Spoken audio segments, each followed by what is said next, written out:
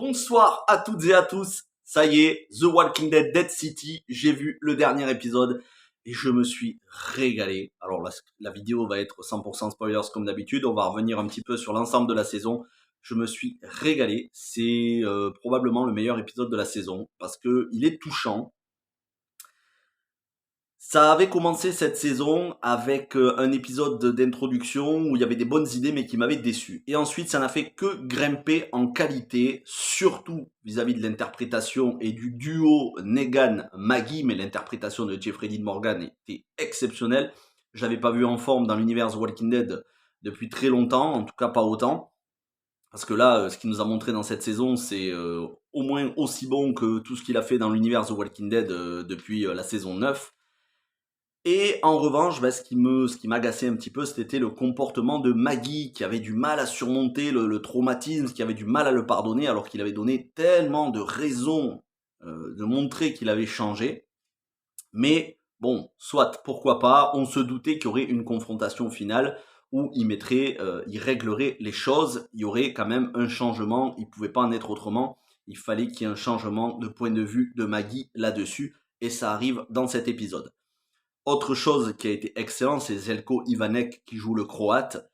Il a été à la fois avec beaucoup d'humour, il a été fascinant dans son rôle un petit peu naïf de psychopathe flippant. Et encore une fois, dans cet épisode, les dialogues qu'il a avec Negan, c'est savoureux. L'autre personnage qui avait mal commencé en début de saison, où j'avais trouvé inutile et désagréable, c'était le shérif. Petit à petit, il a pris de la consistance et à partir du moment où il a fait un duo avec Negan, donc à partir de la semaine dernière, ou plutôt fin de l'épisode 4, il a commencé et l'épisode de la semaine dernière, ainsi que cet épisode final, il a pris de la consistance et il devient intéressant. Et tout ce qui était autour de la Nouvelle Babylone, New Babylon et le corpus de Marshall de la Nouvelle Babylone, je me disais, bah, ce serait quelque chose d'un peu inutile. Et au final, ça prend tout son sens avec cet épisode-là, ainsi que la dame, celle qui est dans l'ombre depuis le début de la série et qu'on a vu apparaître la semaine dernière, où on a compris que c'était elle la grande méchante. En tout cas, que c'était elle qui tirait les ficelles. On en sait plus sur elle dans cet épisode. Et surtout, on a bien compris que ce ne sera pas une mini-série. Ça avait été annoncé par Lauren Cohan, l'actrice qui joue Maggie, qui avait dit qu'il y avait tellement de potentiel pour faire plein de saisons. Bon, on l'a compris, il y aura d'autres saisons puisque ça se termine en nous annonçant une saison suivante. Dire les événements sont laissés en plan pour qu'on veuille voir la suite. L'intrigue est loin d'être bouclée. Mais ça a apporté quand même de la consistance à tous les personnages. Ça a permis clairement de tourner une page de The Walking Dead et d'être dans un nouveau futur, hein, puisqu'on est encore plusieurs années après The Walking Dead, un nouveau futur avec des nouvelles menaces qui sont plus forcément les zombies, qui sont des menaces humaines, mais une restructuration du monde à travers justement la Nouvelle Babylone et leur groupe de shérifs, de marshals, et on s'aperçoit que finalement ils sont peut-être même plus dangereux que ne le sont les méchants qu'il y a à New York, donc le Croate et les autres. Donc tout ça fait qu'il y a énormément de potentiel pour cette série. Il y a eu d'excellentes idées de mise en scène, ça a été vraiment bien réalisé. Les effets spéciaux, le fond vert, on peut trouver des choses à redire, mais c'est normal, ils n'ont pas un budget illimité, ils n'ont pas un énorme budget comme ça peut être le cas de séries Apple ou HBO. The Walking Dead, faut le dire, ça marche mais moyennement. Il n'y a plus du tout l'audience qu'il pouvait y avoir il y a 5-6 ans en arrière. Hein. On n'est plus sur des millions et des millions de spectateurs.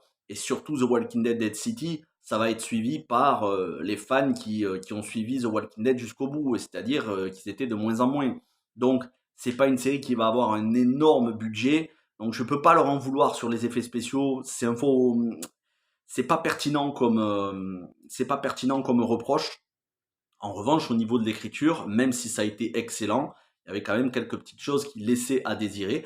Je comprends l'orientation qu'ils ont voulu donner à Maggie qui ne pardonnait pas à Negan, qui était sans arrêt en train de lui reprocher ce qu'il avait fait, alors que dans The Walking Dead, le dernier épisode, elle avait dit que elle essaierait de passer l'éponge et qu'elle avait bien compris qu'il avait changé.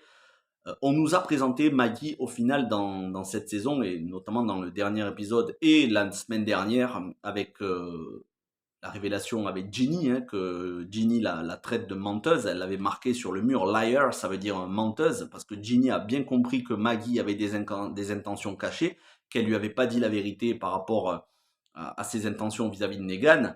Et dans cet épisode, on nous présente Maggie comme quelque part comme la méchante et Negan un peu comme le pigeon, qui n'est pas vraiment pigeon parce qu'il a bien compris, mais il l'accepte. Alors que Negan aurait pu se défendre, il aurait pu maintes fois tuer Maggie, il l'a désarmée lorsque elle le menace au couteau. À chaque fois, il l'épargne et il fait en sorte de l'aménager et d'être de son côté. Donc, on nous présente Maggie comme assez insensible, qui est guidée uniquement par une vengeance aveugle et qui n'arrive plus à surmonter. C'est ce que lui dit Negan, ça fait partie des meilleurs dialogues de l'épisode. Et donc, chronologiquement, qu'est-ce qui se passe dans cet épisode? On a la suite directe de la semaine dernière, Ginny qui est sortie des égouts, qui a lancé sa fusée éclairante. Ça attire bien évidemment des rôdeurs, ça a attiré Negan et le shérif. Negan qui va découvrir qu'elle est là et qui va découvrir que Maggie lui a menti, mais ça, il le dira par la suite. Ginny qui est très attachée à Negan et Negan qui est très attaché à Ginny, il la prend dans ses bras comme si c'était sa fille, mais il veut pas qu'elle soit là, il sait que c'est dangereux pour elle et elle ne l'écoute pas. Alors il va être obligé de lui dire quelque chose de très dur, il va être obligé de lui dire j'ai tué ton père et je te considère uniquement comme une dette, c'est pour ça que je ne t'ai pas tué. Et donc repars d'où tu viens. Et on sent qu'il a le cœur brisé de lui dire ça, ça lui fait mal. On voit que une fois que Ginny est reparti, on sent que ça lui coûte puisque Ginny repart avec le Marshal, il la ramène à la briqueterie et lui retourne à la Nouvelle-Babylone. Mais on voit que Negan, il est très très mal. Ça lui fait très très mal affectivement. C'est un petit peu comme s'il se séparait de son enfant parce qu'il la considère comme sa fille. Et surprise, Maggie montre de la compassion. C'est une des seules fois de la saison, ainsi qu'un autre dialogue où Negan, je crois que c'était dans l'épisode 3, Negan l'écoutait et il lui parlait justement de sa femme Annie et de son fils qu'il avait dû faire partir pour les protéger. Et là, Maggie, elle voit toute la détresse de Negan et le fait qu'il soit vraiment affecté. Et elle fait preuve de compassion. Je me suis dit, c'est bien, enfin elle va s'apercevoir, mais c'était pas la fin, parce que Negan a compris qu'en fait elle lui avait menti et que tout ça c'était pour l'attirer, pour être une monnaie d'échange et qu'elle avait aucune intention tout simplement d'avoir l'aide de Negan, mais qu'elle voulait se servir de lui comme de monnaie d'échange. Il l'a compris et quand elle comprend que lui l'a compris, c'est là où elle l'agresse avec des couteaux et ça se bat et ça se bat sérieusement. Elle lui plante même un couteau dans l'épaule. Et on sent qu'elle elle est enragée contre Negan. Elle laisse toute sa fureur de tout le traumatisme qu'elle n'a pas digéré de saison 7, épisode 1, on peut comprendre. Et elle est, elle est, elle est enragée jusqu'à ce que Negan la batte à plat de couture, mais même là, il va lui dire, voilà, on formait une team d'enfer, on était badass tous les deux, on aurait pu si on s'était entendu être quasiment invincibles tous les deux, mais j'ai essayé, je t'ai présenté mes excuses sans arrêt dans la série The Walking Dead, dans les dernières saisons, mais aussi tout au long de cette saison. Voilà, je t'ai présenté mes excuses, je t'ai dit, je t'ai montré à quel point je regrettais, mais tu n'arrives pas à surmonter le traumatisme.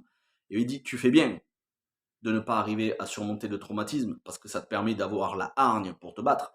Mais il dit, en gros, il dit, je t'en veux pas, je comprends, mais on sent qu'il regrette Negan qu'elle ait pas réussi à surmonter le traumatisme, parce que Negan, quoi qu'il en soit, il a de l'affection pour Maggie, ça se voit, de l'affection, de l'admiration. Quand je dis de l'affection, c'est pas un sentiment amoureux, c'est voilà, il la considère comme son alter ego, voire même il la met sur un piédestal parce qu'il sait tout ce qu'il lui a fait et il voit à quel point elle est solide. Mais voilà, il lui dit je comprends ce que tu as fait et elle l'amène comme monnaie d'échange aux Croates. Et là, elle commence à avoir des scrupules, surtout quand lui, il entre dans la pièce où il y a le jeune Herschel. Donc le Croate libère Herschel et il prend Negan en contrepartie. Et Negan dit à Herschel, on sait que les deux ont déjà eu un face-à-face dans la saison 11 de The Walking Dead. Negan qui dit à Herschel, je suis content que tu ailles bien, voilà, il lui dit en anglais, je suis content que tu ailles bien petit. Et elle repart sur le continent avec Herschel et lui reste aux mains du Croate qui va l'amener à sa patronne, Dama, la dame. Et là, en fait, Negan s'aperçoit qu'il n'est pas en danger avec les méchants, mais que les méchants, qu'ils ont besoin de lui pour lutter contre les shérifs, les marshals de New Mexico. Parce que ils ont une ressource, le méthane, que les marshals, comment dire, je me souviens plus le mot, convoitent avidement. Et c'est d'ailleurs, juste avant ça, que le marshal qui est rentré chez lui, qui a fait son débriefing, il va s'apercevoir aussi. Alors, il ment, il dit Negan, je l'ai tué, parce qu'on a compris qu'il avait largement pardonné à Negan, il avait compris que Negan n'était plus quelqu'un de mauvais. Mais là, tous les marshals, non seulement la chef des marshals, qui est une femme qui a l'air d'être une sadique, dit c'est dommage que tu l'aies tué, on aurait pu l'exposer telle une charogne, puisqu'on voit que quand il rentre dans New Babylon, il y a des zombies avec le corps déchiqueté, mais avec qui il reste la tête, qui sont pendus un petit peu comme trophée, comme signe d'avertissement. Elle dit c'est dommage que tu l'aies tué, on aurait pu le pendre, ça nous aurait fait une sorte d'avertissement et en même temps une sorte de trophée. Donc on sent déjà que la meuf est une psychopathe, alors qu'elle est la chef des marshals, mais qu'elle ne le croit pas vraiment, et surtout, elle lui fait des menaces déguisées en lui citant les noms de ses filles, en lui disant on s'est occupé de tes filles, on sait où tu habites, et elle lui dit maintenant je voudrais que tu me racontes à nouveau tout ce que tu viens de me raconter, mais l'aspect qui m'intéresse le plus c'est l'énergie, les ressources, le méthane. Et donc on comprend qu'en fait ces marshals sont totalement corrompus, ils sont pas là du tout pour représenter la justice ni appliquer la justice, mais ils sont là tout simplement pour posséder des ressources énergétiques. Et c'est là qu'on enchaîne avec Negan qui arrive dans la pièce de la dame. Le Croate se fait éjecter poliment de la pièce comme un larbin, mais bon, on commence commence à avoir l'habitude. J'adore les expressions du visage de Zetko Ivanek qui a l'air d'être un petit enfant qui attend juste une récompense et qui se fait refouler. Il est naïf, mais à un point. Et donc, elle lui explique, cette femme explique à Negan que elle va avoir besoin de lui, qu'ils peuvent se rendre maîtres de toute l'île de Manhattan et qu'ils vont avoir besoin l'une de l'autre pour contrer les marshals qui vont venir envahir New York, qui vont venir à New York avec des renforts pour voler ce qu'ils ont, c'est-à-dire le méthane. Et en fait, ça va être une guerre pour des ressources énergétiques. Et elle a besoin de Negan, elle a besoin de la poigne et de Negan en tant que leader. C'est comme ça qu'on termine sur Negan. Et pendant ce temps-là, Maggie et Herschel sont revenus à la briqueterie. Et Herschel, il a vraiment du mal avec sa mère et on sent qu'il a un problème avec sa mère. Et en fait, il lui dit clairement, il lui dit, même quand tu me parles, t'es pas là. Mentalement, t'es pas là parce que t'es obsédé par la haine que tu as envers Negan et la vengeance que tu veux envers lui. Tu sens que le jeune Herschel, il a pardonné à Negan, il a passé l'éponge et il sait que la vengeance et entretenir ce sentiment de vengeance, c'est pas la solution. Et elle a du mal avec ça. Et elle l'écoute et finalement, elle commence à avoir des scrupules au moment où elle a laissé Negan. Elle a commencé à avoir des scrupules parce qu'elle a vu que Negan, il allait un petit peu comme un agneau à l'abattoir. Et elle commence à avoir des scrupules. Et quand elle voit toutes les photos, plutôt les dessins qu'a fait Herschel lorsqu'il était prisonnier, elle voit les dessins de cette femme. Elle s'aperçoit aussi de la torture psychologique qu'a subi Herschel, qui s'est fait couper un doigt de pied, que la femme a gardé en trophée. Donc on imagine que Negan, au vu de son visage sur les dernières secondes, on imagine que la femme, elle va pas faire long feu. Même si, à mon avis, il va y avoir une alliance temporaire entre Negan et cette femme pour repousser les marshals. À la fin, elle va prendre très cher pour avoir coupé le doigt de pied de Herschel. Et je pense que Negan va lui faire sa fête. Mais voilà, on sent que Maggie s'aperçoit un petit peu que elle a été aveuglée par sa haine et que Negan ne méritait pas le traitement qu'elle lui a réservé et elle va aller sur l'île. Et c'est une évidence, ça sera la saison 2, elle va retourner sur l'île pour sauver Negan. Et là, il va y avoir enfin la paix entre elle et Negan. Enfin, ils vont être sur la même longueur d'onde parce que il aurait pu s'enfuir, Negan aurait pu s'enfuir avec Ginny, mais il est resté avec elle pour servir de monnaie d'échange. Encore une fois, il a sauvé Herschel après l'avoir sauvé dans la saison 11 de la série mère The Walking Dead. Là, il le sauve une deuxième fois en servant de monnaie d'échange. Elle comprend qu'en fait, Negan a réellement changé et que ce qu'elle a fait est moralement condamnable.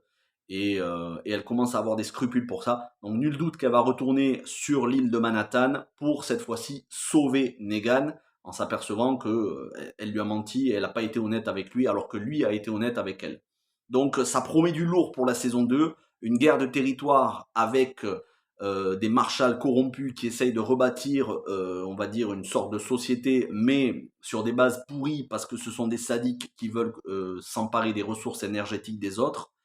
Cette femme qui a l'air d'être elle aussi une sadique, qui veut bâtir une espèce d'alliance avec Negan pour qu'il lui vienne en aide contre ses marshals, mais Negan qui finira par lui faire payer le fait d'avoir torturé Herschel, et Maggie qui va retourner sur l'île pour sauver Negan et probablement lui apporter son aide contre les marshals de la New Babylon.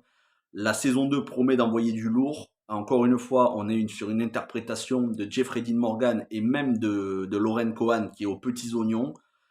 Très touchant cet épisode, les dialogues étaient profonds, ça prenait son temps. En 42 minutes, il n'y avait ni longueur, ni c'était bâclé. C'était vraiment excellent. Une série qui me surprend, comme quoi The Walking Dead, que tout le monde disait ouais, ça y est, c'est fini, The Walking Dead, c'est mort, faut arrêter. The Walking Dead a encore de belles heures à nous proposer, que ce soit avec cette série, que ça va être aussi le cas avec Daryl Dixon, maintenant qu'on a vu tous les trailers en attendant à la rentrée de voir la série. Ça promet d'envoyer du très très lourd aussi, avec des décors naturels en France, et sans compter le spin-off sur Rick et Michonne, qui lui est peut-être le plus attendu. The Walking Dead est vraiment le meilleur spin-off qu'on ait eu, très très très loin devant, notamment Fear the Walking Dead, qui a quand même perdu son ADN et perdu de sa superbe depuis la fin de la saison 3, à peu près depuis le milieu de la saison 4. Dead City, le fait d'avoir fait que 6 épisodes, c'est très bien, ça permet de pas étendre en longueur sur 12 ou 16 épisodes. Donc, écoutez, j'imagine bien que c'est une série que ne regarderont que les fans absolus de The Walking Dead, parce que ceux qui ont abandonné, malheureusement, il faudrait qu'ils se remettent à regarder toutes les saisons précédentes de la série mère pour comprendre tout. Mais moi, je vous encourage vraiment, vraiment à rester dans l'univers The Walking Dead. On se retrouvera pour le spin-off sur Daryl Dixon qui arrive en septembre-octobre, je crois qu'il arrive en octobre. Et donc pareil, il y aura une review pour chaque épisode, une review 100% spoilers. Et l'année prochaine, le spin-off sur Rick et Michonne. Et puis je vais essayer aussi de rattraper un peu le retard avec des reviews de saison complète de Fear the Walking Dead, parce que j'ai pas fait de vidéo sur Fear sur la chaîne, sachant qu'on va bientôt terminer Fear l'année prochaine. On devrait terminer Fear the Walking Dead, la deuxième partie de la dernière saison. Je vais essayer de vous faire soit des lives, soit des grosses vidéos de rattrapage, de critiques de saison complète. Voilà ce que je pouvais vous dire sur The Walking Dead Dead City saison 1. Merci d'avoir regardé les 6 vidéos au cours de ces 6 semaines. Et n'hésitez pas à les partager, à en parler autour de vous, mettre un petit pouce bleu, un commentaire. Portez-vous bien, bonne soirée et ciao tout le monde.